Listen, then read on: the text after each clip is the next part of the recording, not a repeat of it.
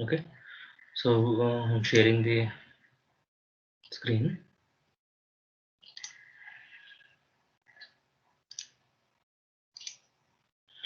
So far these are the properties we discussed. I said last two properties are very useful and important also, because after if you are doing problems on eigenvalues and eigenvectors, before finding eigenvectors, I wanted you to make sure that two verifications. One is sum of the eigenvalues must be traced and product of all eigenvalues must be determined. Okay, so property number 8. Property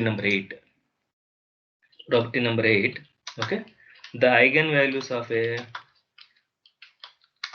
all of you note down in your notebook, write down eigenvalues of a triangular matrix. The eigenvalues of a triangular matrix are, can you guess?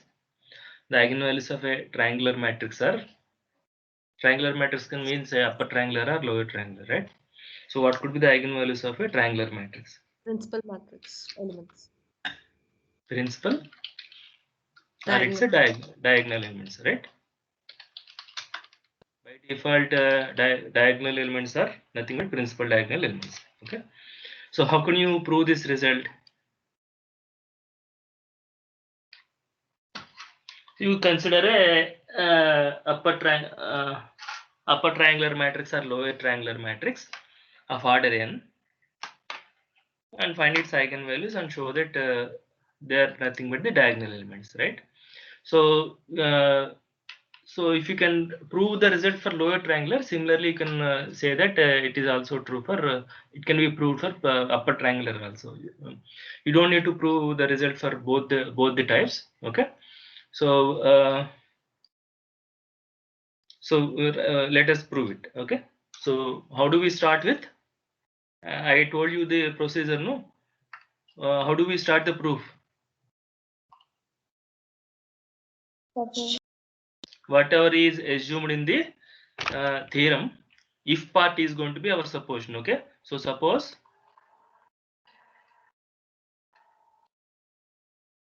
A is a matrix of order.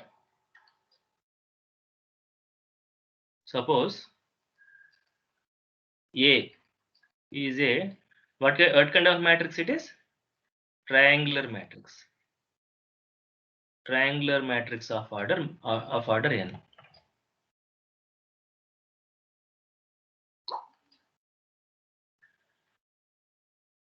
Okay, without loss of generality, right now, without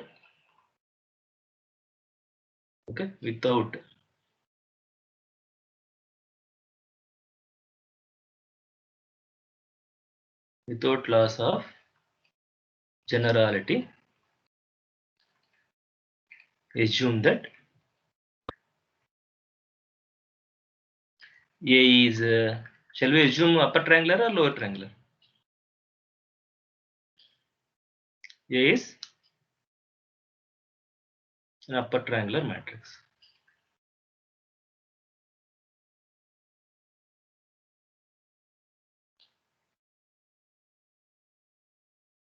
Okay, so what will be the general form of an upper triangular matrix?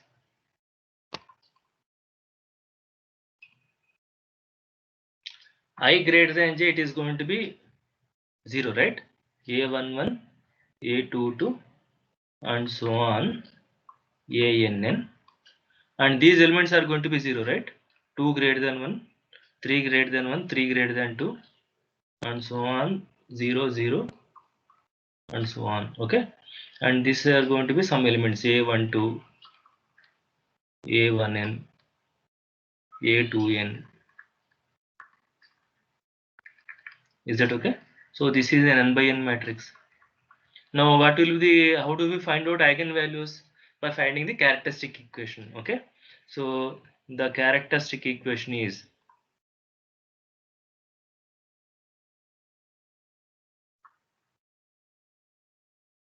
determinant of A minus lambda I equal to 0.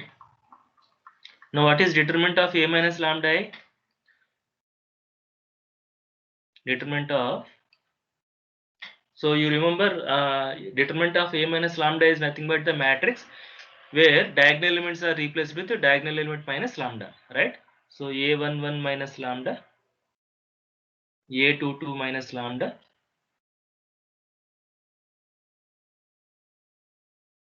and so on ANN minus lambda.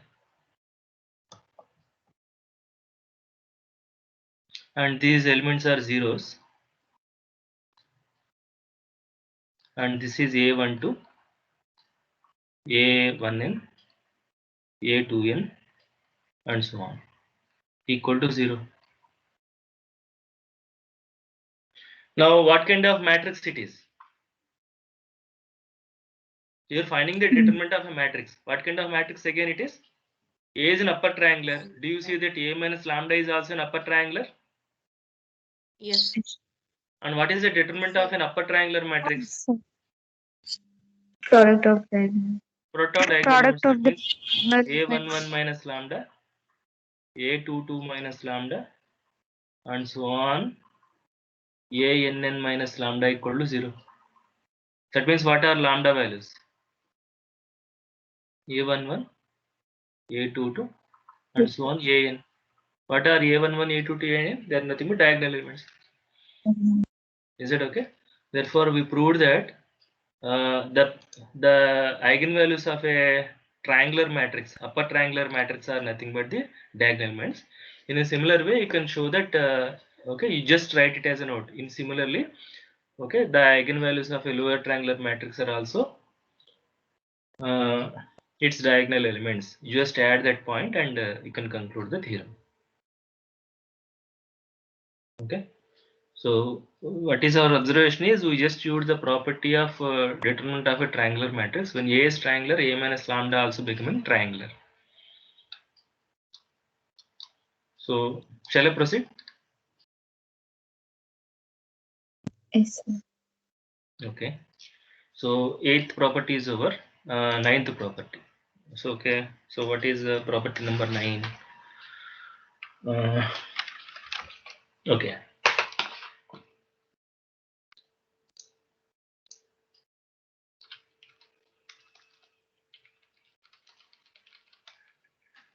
Property number 9 is okay. Okay.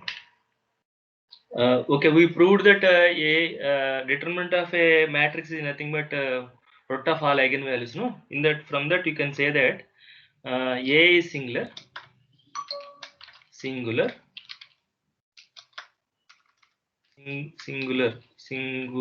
matrix if and only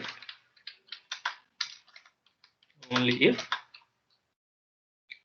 okay 0 is an eigenvalue of 0 is an eigenvalue of A. Do you agree? A singular matrix means what? Determinant is 0. Determinant is 0. Okay, so determinant 0 means what? What do you mean by determinant is nothing but the product of all eigenvalues? Am I right? That is the property. So determinant 0 means product of all eigenvalues is 0. So when product of all eigenvalues will be 0? When one of them is 0. That is what we were telling, no? Is it okay? So how do you judge this? Okay, suppose A is a matrix of order n. Suppose A is a matrix of order n. Okay, let lambda 1, lambda 2, and so on. Let I'll write that. I will fill that lambda 1, lambda 2, and so on, lambda n be the eigenvalues of A. Okay. You fill that. Let lambda 1, lambda 2, and so on, lambda n be the eigenvalues of A. Okay.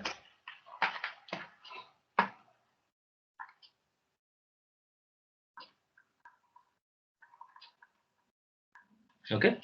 So then a determinant of A. Okay. A is singular.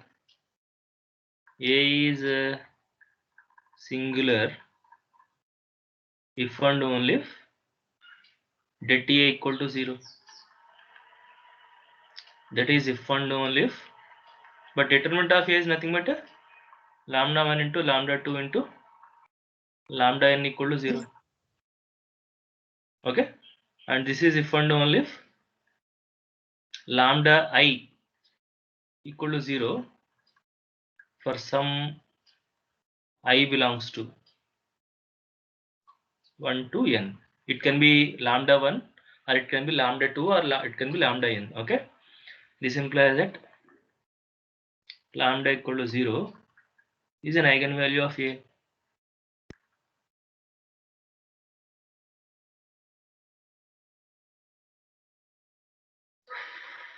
Okay, now the same theorem can be stated in another way. Suppose if I say A is a non-singular matrix, then what would be your result?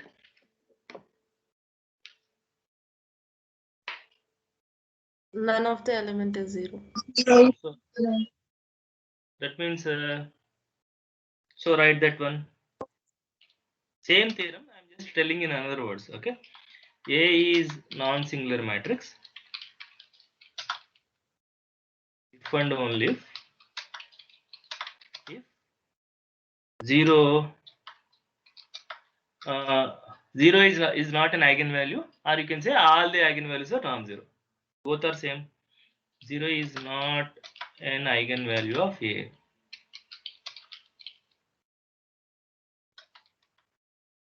Okay, or can you write it as a note instead of writing all these things? Because P implies Q is equivalent to P if and only if Q is equivalent to negation P if and only if negation Q. Because it is a by implication. That is not true for an implicative statement. Okay, or else you just put you can write in a similar way. Okay, suppose A is a matrix of order n.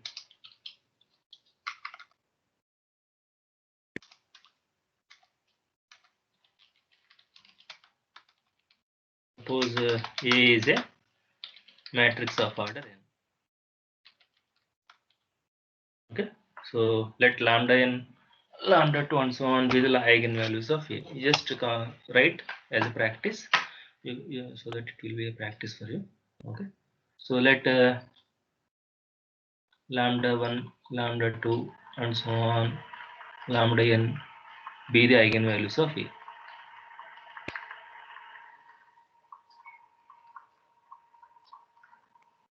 Okay, so A is non-singular means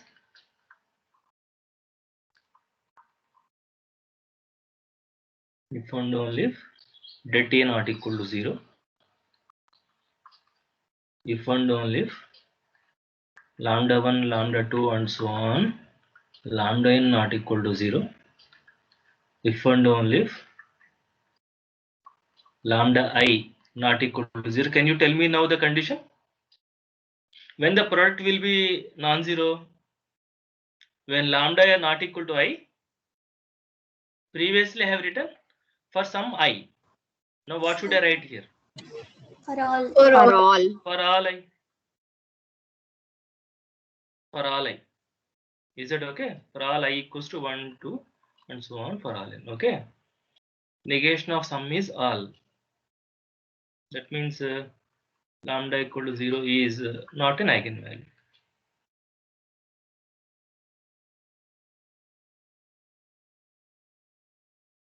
That's it.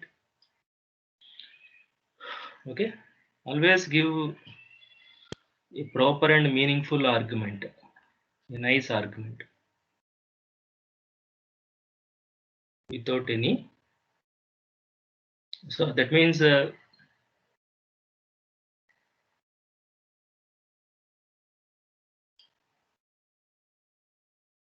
will talk about this later. Okay. So what could be the next property? Property number 11. Shall I proceed? Yes, Okay. sir. Property number 11.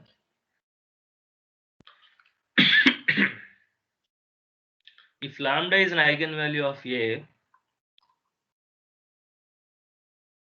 eigenvalue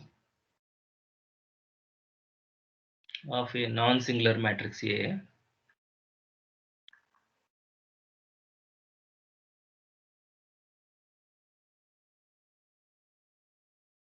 then I may combine the properties. First one, 1 by lambda is an eigenvalue of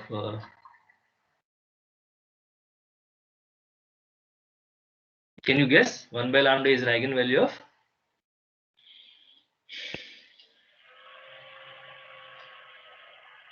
A.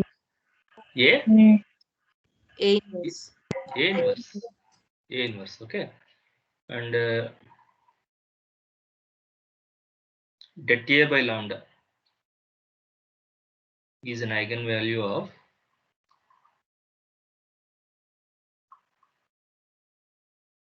Adjoint. Yeah, det A by lambda is an eigenvalue of adjoint. That's it. So these results are easy to prove, very easy to prove. So how do we start with? What is your first step? What is your first statement?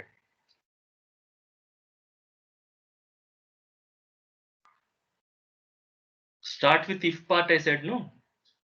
What is if part? This is if. This is if part. This is then part. Okay. Suppose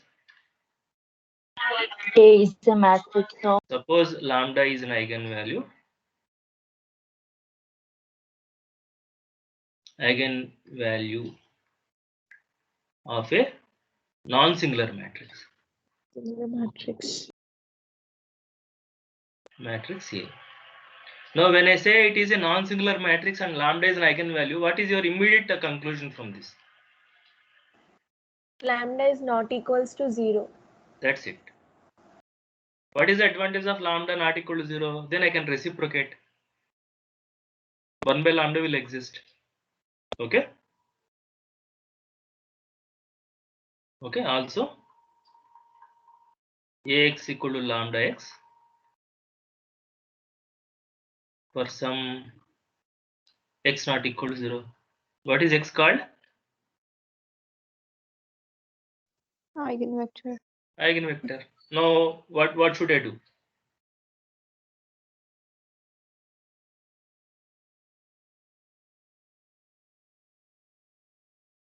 Multiply with inverse on both sides. That's it. Multiply both sides with A inverse. Okay. Then what do you get?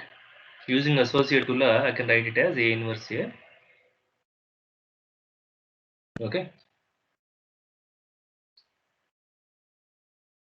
Into x, A inverse A into x.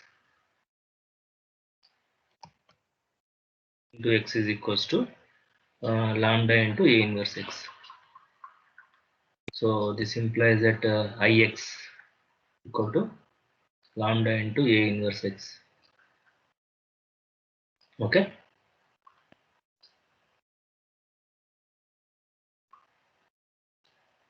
I think we have some more place. So that implies when I divide with lambda, A inverse x equal to 1 by lambda into x. Because lambda is not equal to 0, I can divide with lambda. So that means matrix into a vector equal to a constant multiple of the same vector. That means what is your conclusion? This implies that 1 by lambda is an eigenvalue of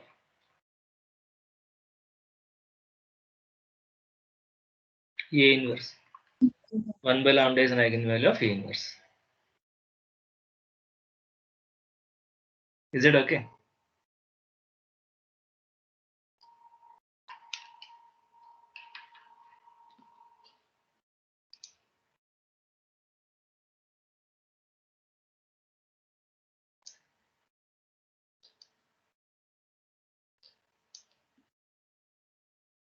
Okay. Shall I proceed?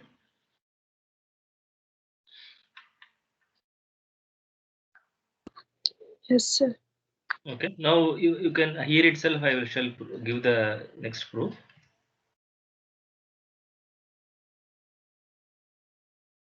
Now Ax equal to lambda x means what? Ax equal to, so this, let us say this is first part. Okay. What is second part? Ax equal to lambda x. Now what should I do? Previously we multiplied both sides with A inverse. Now what should I do to prove the second part? Same, sir. Pre-multiply both sides with the adjoint A. Am I right?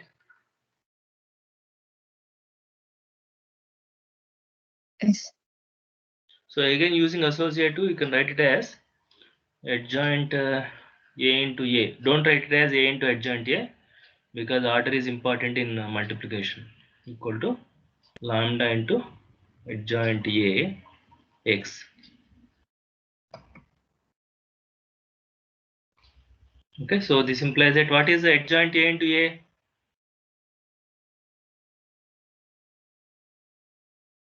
Det A. Det A into I know, because adjoint A into A is a matrix basically. Am I right?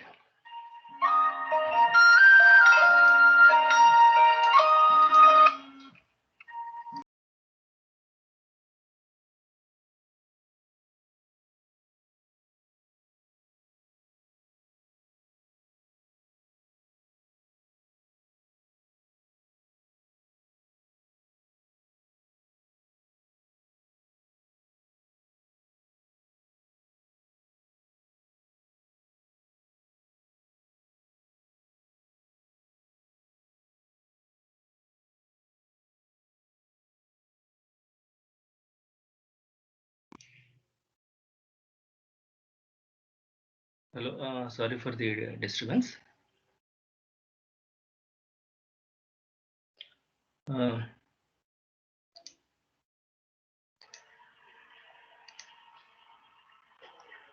Okay, so we are here now. So adjoint A into I of x is equals to